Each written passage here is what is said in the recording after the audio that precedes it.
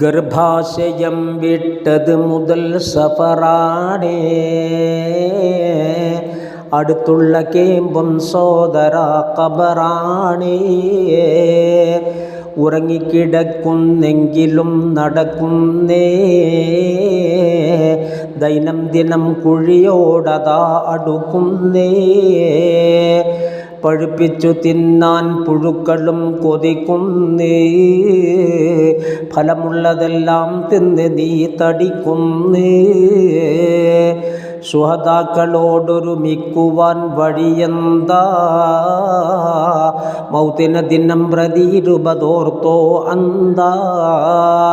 ചോദിച്ചതാണിത് ആയിഷ നബിയോട്,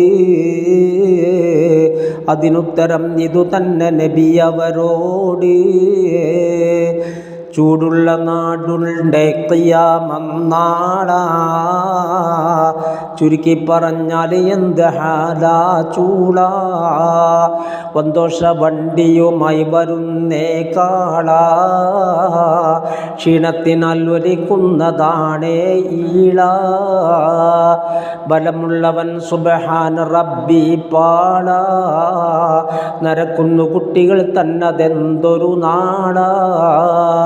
സുഹൃത്തുക്കളെ പതക്കുന്നതാണേ മൂള, അമലൊന്നുമില്ലാതങ്ങ് ചെന്നാൽ കോള.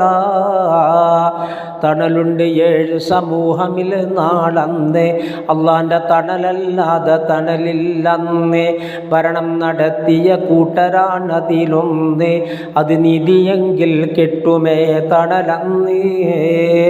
ഭരണത്തിലെല്ലാം നീതി ചെയ്താലെന്നേ, ദീർഘായുസ്സതിനുണ്ടെന്ന് നബി പറയുന്നേ.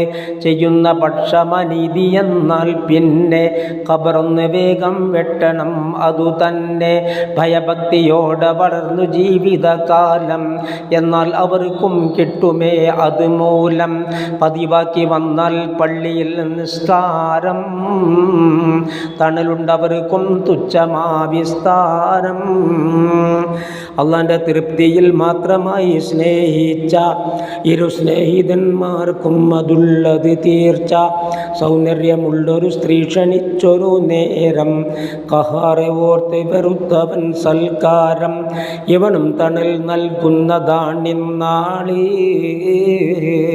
അവിടം കഴിഞ്ഞാൽ എന്നുമേ പെരുന്നാളി.